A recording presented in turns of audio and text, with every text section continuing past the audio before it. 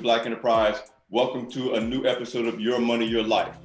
This episode of Your Money, Your Life is brought to you by Prudential, a 50-year partner of Earl G. Graves Sr. in his mission of creating sustainable generational wealth in the Black community. Find out why more than 25 million people turn to Prudential for guidance on building a legacy. Learn more at prudential.com/legacy. Now, welcome to the show, a great guest, a Prudential financial professional, a good friend, someone who really is passionate about wealth creation and wealth preservation, ShirleyAnn Robertson. Thanks for being on the show, ShirleyAnn. Of course. I'm always happy to be with you, Alfred. So thank you for allowing me to have this opportunity with you. Now, you know you're one of my favorite people, so we can end up spending 10 minutes talking. Yep, exactly. So listen, you know, we're in a situation, we're in an unprecedented situation for America as a nation, Black communities in particular, obviously the pandemic, the ripple effects both on health and on the economy and jobs and businesses, and people are in crisis and tend to hunker down and focus on immediate short-term goals. How am I going to pay the mortgage? How am I going to pay the rent? How can I operate? And often when we talk about legacy gets sacrificed. You know, the things that are longer term, long-term goals in your own life and multi-generational goals. So I really wanted to have this conversation with you to help people kind of try a way to stay focused on legacy, even as they deal with the challenges that they're facing today. Tell me what you're seeing over the past year as people are coping with the crisis in your work. So I'm happy to be with you. And because what I know for sure, Alfred, is that you always find a way to kind of bring to life these really critical topics that our world is dealing with. And again, by you being a part of Black Enterprise, that stands on what you and this great publication has been about. And so I love the fact that we're having this transparent conversation because, you know, you and I, we always kind of get real transparent and open about any time we get to talk about money because we live it, we know it, we love it. Yes. And so you asked a question on what I'm hearing and what my clients are saying to me. And I would say to you, Alfred, that there's so much emotion around this topic right now. And people don't realize that the conversation about money is completely an emotional conversation, as it is a financial conversation.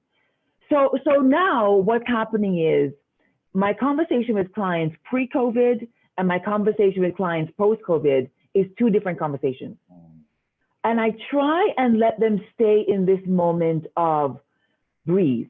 Because in full transparency, I have found that I do a lot of more emotional walking people off the edge with the financial anxieties that I'm hearing people share with me. And so what that has done for me is to say, okay, yes, COVID is something that we're all experiencing, but here's how we get through it together. Let's not forget the fact that we will be beyond this time. We will get through COVID. So in this moment, I still want you to stay present on financial goals and dreams that you have. I want you then, rather than you forcing extra money towards overfunding maybe your retirement plan, let's allow you to have more cash on hand. And the reason why I want you to put more cash on hand is just in case you were to lose your job, or just in case there's a shift within your family dynamic, I want you to have ready cash on hand. I don't want you to rush back to your credit cards. I want you to realize that having that liquid cash is critical so that you can navigate through this moment. But at the same token, people are losing their lives, and having life insurance, paying the premium of life insurance is necessary. So now here's a throwback that I usually get, Alfred, is, okay, ShirleyAnn, how do I manage all of this? Okay, let me show you. Let's create a list of all the fixed expenses, the must-haves, and all the variable expenses, the fun stuff. The fixed expenses are your mortgage, your utilities, the internet, because most of us are working from home, groceries. On the variable side, you need to stop all that eating out or ordering out, right? So let's now take that variable money and make sure that we're putting that into the bucket of building that savings. And many of us are not commuting, so we're saving money. And you are a New Yorker. I mean, it costs you big money to move around. I'm here in Chicago. And so gas fill up for me was $100 a week. Now maybe I'm doing gas fill up once a month. So that savings is a way for me to put money into that cash bucket.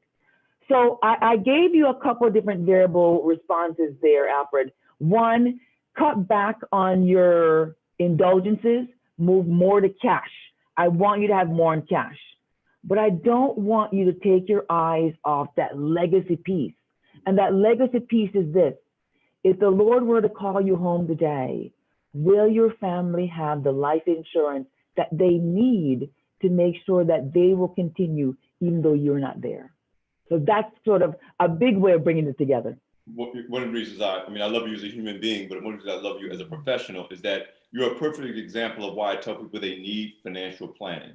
Yeah, it's not just a technical, this is a stock, this is a bond, this is what your portfolio look like. Because you can, with a reasonable amount of education, you can go online and figure that stuff out. What you can't do on your own is manage the emotions. What you can't do on your own is have a strategy so you don't knee-jerk react to what's going on around you. You talked about savings. I tell people, if you don't capture the savings, it's not savings. So take your example of you don't have to spend money driving your car. You're saving tons of money on gas. But if you don't have an actual plan, the money you save on gas will go to Amazon. The money you save on gas, because you're not paying attention. But if you are deliberate with the help of a financial professional like you, you're like, no, this money that you budgeted $200 a month for gas. Now you're only spending $50. Let's make sure that 150 goes someplace that we can use it. So, and then the other part is the emotional part. I mean, the best financial pros recognize that most of the time we make decisions with money, it's emotion. Whether we're buying, whether we're spending, we sell your shoes, we get excited, we buy them. You see that? And you're just really, you in particular, we've spoken at public events together, conferences, are really good at going right at that and understanding that. And in this environment, that's really, really critical. Necessary. So let's talk about insurance and what people need to be thinking about. Let me ask this question in two buckets. There are the people who are insured, but may be tempted to let that lapse or let that go in the current environment. And then there are the people who aren't insured, but may need to really take it seriously given, you're right, we're in the middle of a pandemic. So many people have lost their lives. Many people are the main income earners in their households. We've seen sad situations where both of the income earners in the household have succumbed. So talk about to those two groups of people, the people who are insured, but are being tempted to kind of like let that slide because of the current crisis, and others who are not insured, but this should be maybe an alarm bell that says this is something I need to take care of. So I'm going to start on the side of those who are ready to become insured, Alfred. So just last night, so most of my meetings now are virtual. And so I'm talking to a young couple, 31 and 30. And they're ironically, their parents are my clients. And so when she got married, her parents said, you have to go talk to ShirleyAnn. So taking care of her is like, in essence, taking care of like a little sibling to me. But the part that I honored them on was the fact that they trusted my guidance, Alfred. And what I mean there is only 31, only 30, we did a $2 million life insurance policy on both of them. And so you're, to the average consumer, they go, oh my God, that's a lot of insurance. No, it's not. One, they were both excellent health and they were both very young. So the premium for that, for a $2 million policy for both of them together was $150 per month. That's it. And that premium, Alfred, would be set for 30 years. So now here it is that we've just now created a legacy, $2 million legacy, that in the event anything were to happen to either one of them, that $2 million moves into a bucket. And let's say that they get 5% on that $2 million. That's $100,000 per year, never consuming the $2 million. So that's why, I get so passionate, and you and I have sat on the stages together, and it's just the bubbling up of emotion, is because when I meet somebody that will trust me, just glom on to what I'm saying to them, I will walk them through lock and step. The other side of that is I'm not the individual that will sell you a $25,000, $50,000 policy. That won't be me. Because when I've been doing this going on 28 years, and the emotional part of what I've experienced, Alfred, is when an advisor sold them a $10,000 burial policy. And that's all it is. It's a $10,000 burial policy. It does nothing for the family left behind. So then I talk to now the clients who do have the contracts already in place. And my job is to say, okay, I am sensitive to your budget. I'm sensitive to this financial feeling that you're going through. But now let's find a way to cut some other areas, i.e., like you said, the Amazon spending, and make sure that we keep the essentials. Just like how we hear about the essential workers, we need to keep the essential finances going month after month after month. We need the roof over our head, but we also need that life insurance. I'll share a story with you, Alfred. So, we're living in the moment of COVID, and in this moment from March to now, I've paid out about 6 to 7 death claims. One of them was my uncle. And when I tell you that, when you get a call from your loved one that something has gone wrong, but the honor and the privilege that I had to walk into my aunt's house and boom, give a check. And it wasn't a little check. Please know, ShirleyAnn does not do little policies like I said to you. It was a check that made a difference, that even though she's now retired, she will be able to be taken care of. That's what you do. And again, I love how you phrase it, Alfred, is that I do understand the emotional side of it, but I try and find that happy medium for clients to realize that let's keep protecting just in case something happens. It's not if something's going to happen, it's when, and when it does, will you be prepared?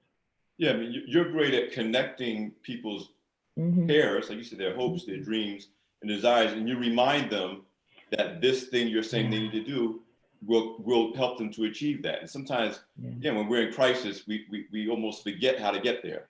Yeah. But hold that thought. Listen, this episode of Your Money, Your Life is brought to you by Prudential, a 50-year partner of Earl G. Graves Sr. and his mission of creating sustainable generational wealth in the Black community. During that time, Prudential and Black enterprise have often collaborated to promote the personal and societal benefits of career, entrepreneurship, and money management. Today, as both new and continuing challenges present themselves, Prudential is committed to helping people build lasting legacies. Visit prudential.com/legacy to learn more.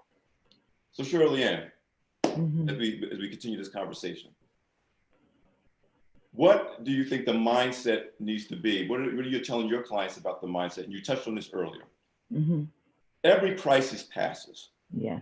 Often when we're in it, we think it's going to last forever, and we operate that way. It's so important in life in general, but certainly in your work, to help people to see past, even if it may be suffering, there's anxiety, maybe they're dealing with the challenges of an elderly person in the house and trying to educate their kids at home.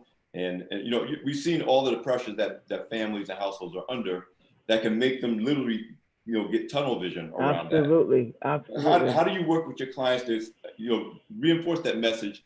This will pass, and I need you to be prepared for that, because that really is what you want to prepare for. That as tough as this is today, it will pass, and there's things that you need to have waiting for you on the other side. I love that question, Alfred, and I think that question that you posed to me right now is everything about who I am. And what I mean there is, so much of what I do is just the listening part of it, Alfred. It's the listening to the emotions behind how a person spends their money or how a person interacts with their dollars. It's all of that piece of it. And I'll share with you that we all have our initial money story, i.e. my money story is, getting up at 13 in the morning, my parents had me do a paper route. And I understand the value of waking up early, earning a living, and then being proud of that money I earned and didn't want to waste it. So we all have our first money story. And so I listen to that from my clients. And I use that to be the anchoring thought, the anchoring presence around why I'm helping you get from where you are today to your ultimate financial dreams and goals. Because if I anchor on that place of, you told me you want to be financially set.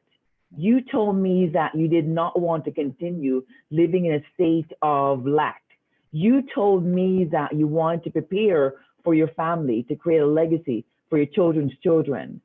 I remind them. And so when they do call in the haste moment of, ShirleyAnn, the sky is falling, we're in COVID, sell it all, sell it all. I have to listen, allow them to vent. And then I say, you have trusted me up to this point. And the reason why we bought X amount of, let's say, $1 million worth of life insurance is because if something happens, your family is going to be taken care of. The reason why you have 6 months worth of reserves in your account today is because if you lose your job, you'll be provided for. So I walk them through each one of that financial product that we set up, but I remind them about the story of why we did what we did. Because so the financial product, Alfred, is just the product. It's the emotion that will keep the clients paying that premium month after month after month. I love my wife. I want her to be provided for. I love my kids. I want to make sure that they have a home, a roof over their head. So I help them understand why they bought it and why they need to continue paying for it. And also, too, being respectful to the fact that, yes, I'm not in your household. And yes, one of you lost an income based on losing your job, but we can still find ways to keep the contracts going because we did the proper planning when we started this conversation months ago, years ago. We are still financially set today.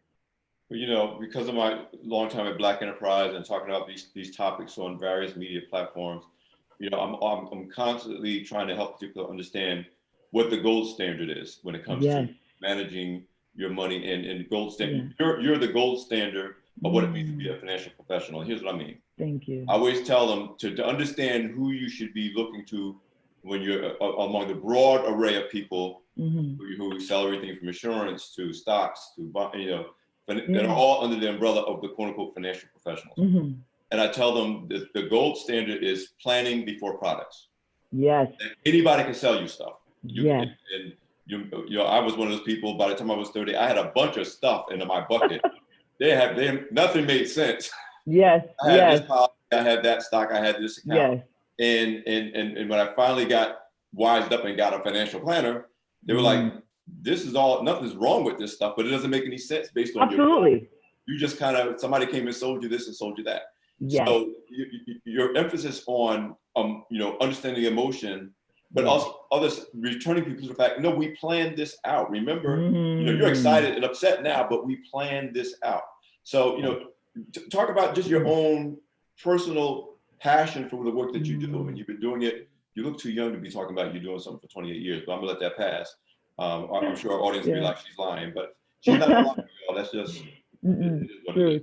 But talk about, and you've shared this with me personally, the passion that brought you to this profession, that makes you serious about the planning, serious about the positive outcomes for your clients, that you're there when anybody can be there during the good times. You're there during the tough times to help them get through it.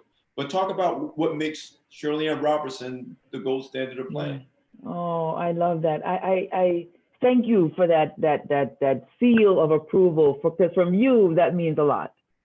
But I think it stands on the fact, Alfred, that I live it and I have lived it. And what I mean there is, so I'm always honored to share that my mother started the company, and in '92, I joined my mother here at Prudential. When I started, my mother sat me down and said, ShirleyAnn, before anybody else can buy it from you, before you can sell it to anybody else, you have to own it. So she made sure I bought my first $1 million of life insurance, my first. She made sure I was putting money into a savings vehicle. She made sure I had long-term care insurance, disability insurance, max funding my 401k, made sure that I had all the insurance stuff, because it is just that, it's just a product. But fast forward to March 1995, that's when the product took on the emotion. And the emotion behind that was, we're coming back from a Prudential meeting, and out of nowhere, we're hit by a car. And based on the force of that impact, Alfred, I'm thrown from the vehicle. And at that right time, that right moment, an ambulance was going by, quickly packaged me up and rushed me over to one of the best trauma hospitals here in Illinois. But the truth of it is, that's just the beginning of it all. But for the rest of the year, for that year of 3 months, 6 months, 12 months, I had to learn how to walk and talk again.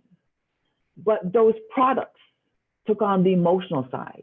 And the emotional side said that, one, I'm not earning a living, Alfred. So now, how am I going to pay my mortgage? How am I going to pay my expenses? Because when you're sick, those expenses keep coming, right? Yep. So now we have to have disability insurance. So my disability insurance covered me for my loss of wages. But disability insurance only covers you for 60%. Remember that savings account that my mother made me buy, or made me contribute to, I should say? That savings account allowed me to cover the shortfall. So now I'm recovering.